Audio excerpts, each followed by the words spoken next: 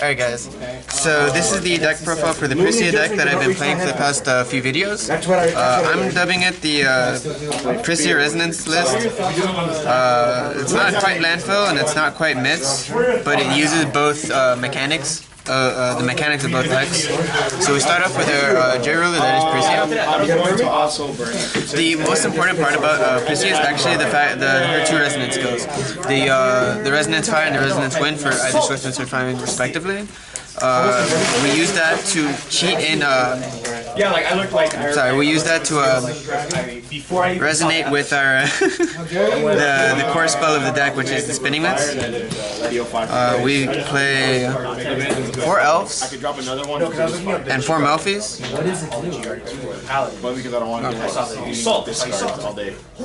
There are 4 Melfees and then Elves.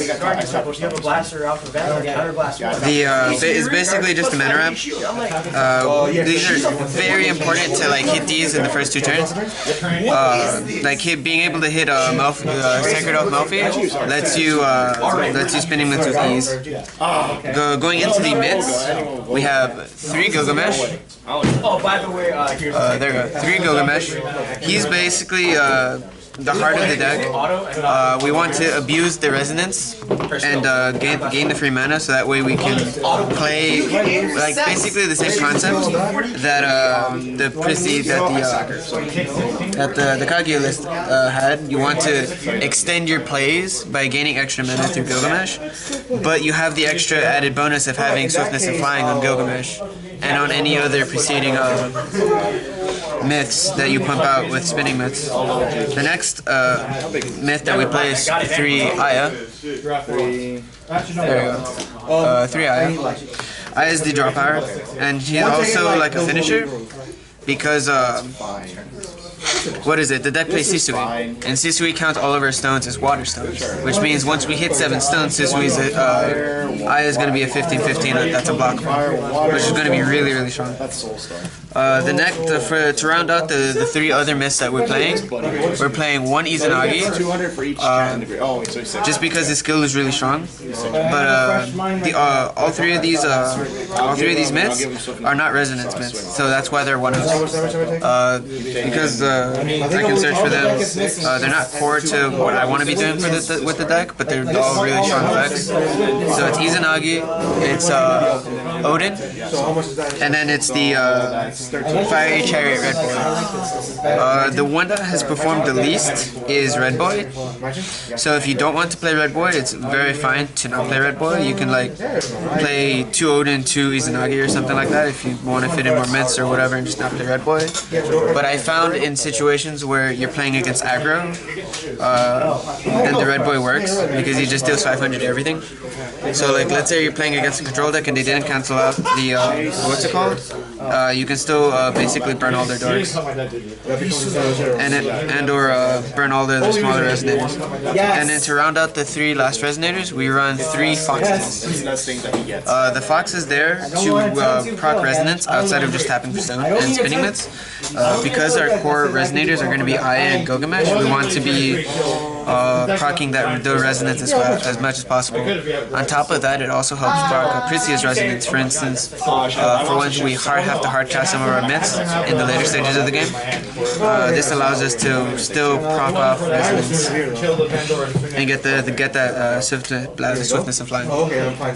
Going into the spells, we have 4 Summon Memoria. This basically lets us. Correct. But this spell helps us look for basically our missing combo pieces. Helps us look for the myths. Helps us look for the Spinning Myths. It's really important. Then we play 4 Rewriting Laws. It's a torrent activator that lets us draw a card. So if we're missing pieces, we can still draw into the piece with the Rewriting Laws. We play 4 Spinning Myths. Spinning Myths is basically the core of the deck. It's the reason why I love the Resonance Myth so much, is because it puts out the myth, but it also gets the stone, so it procs the Resonance immediately.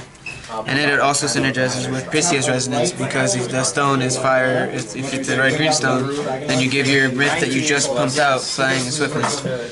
And it also basically like where the strength of the regular Pricia myth build comes out of, because you would basically spinning myths out an Izanagi and with the torrent, and you would steal 3 guys, have a 20/20 with swiftness and flying, like in the best case scenario. And so that deck just focused on like Izanagi, because you would just steal mana dorks or whatever they had, and then just start swinging with a really large body. Then that rounds out the spells. For we have 3 additions. We have Sissei that I mentioned earlier. Sissei is really strong because he guarantees that we get swiftness and flying from Pricia, and he also guarantees that we get the other 2 resonance skills in our deck, the draw and the mana. So it just smooths out the rest of the resonance once we play it. Then we play 5 more cards. We play 4 Laevateinn, and then we play 1, if I can get it, just focus, there we go, 1 horn. The 4 Laevateinn is because it's Pricia, because Laevateinn is legal to play. It enables you to like turn 3 kill them. You can't quite like turn 2 kill people with this deck. No, you can't turn 2 kill people. It's just as specific as the original like turn 1 kill is. You need what is it? You need Gilgamesh. You need Sacred Elf, Melfee, Gilgamesh, Spinning Myths, and then a Laevateinn.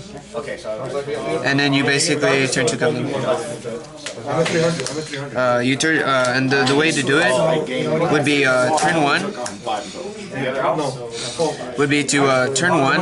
Oh, and you would need the coin, but you always want to play this deck with the coin, if you can. So like if you get to choose, always choose to go second, because the coin is invaluable to this deck. But you would go turn 1 Elf. You would go during your opponent's end step play Melfee.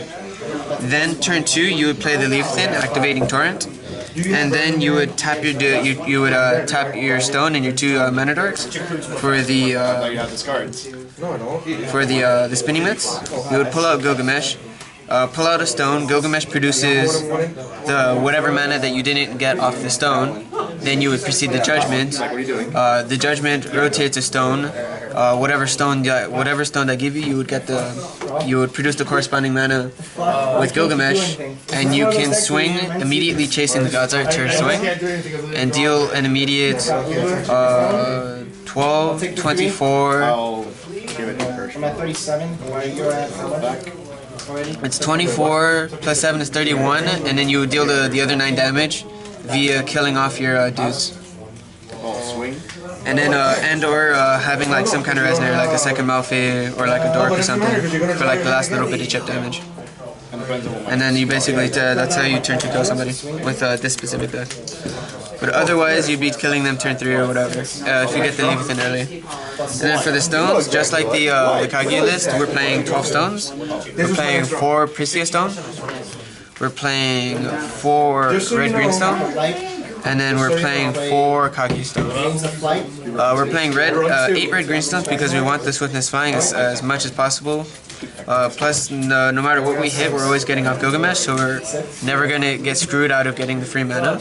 And the reason why I play Kaguya Stone over, let's say, just regular blue-green stones is because getting the skill of the stone, like being able to selectively draw off the top 2 decks, I would prefer more so than just having just a random draw. Again, I don't have a side deck for this deck because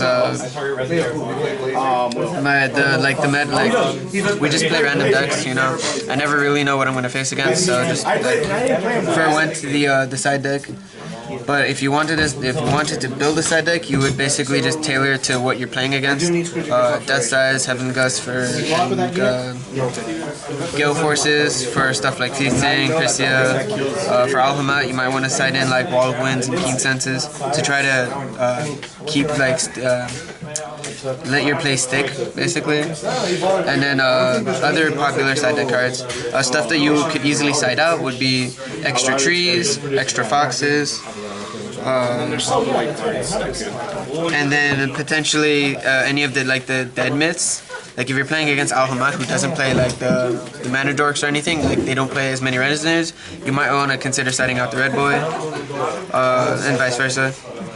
But so far, that's going to be the deck list. I hope you guys enjoy this. This plays a lot better than the Kaguya deck, because the Kaguya deck lacked a solid win condition, and Pricia fills in that missing win condition that the last deck had. So I don't think I'll be switching back to Kaguya Myths, or at least playing a Resonance Kaguya Myth build like I was before. I'm definitely going to be sticking to like Pricia Myth, the Pricia build, just because Pricia, you know, resonates better with all of the cards in the deck. But this deck is still not as good as like the Pricia Myth, like the actual Myth counterpart, where it plays 4 Izanagi. And it's not nearly as good as like the Jack and the Beanstalk variant or like the aggro variant, just because it's just inherently slower. You play like slower cards, like spin like the Resonance guys. You play slower cards like, you know, this edition. The deck isn't tailored to be like as fast as the other variants, but it's definitely a lot more fun. For 9? Like 9? Okay. How do I turn this off? I take 9. Cut, please. Draw.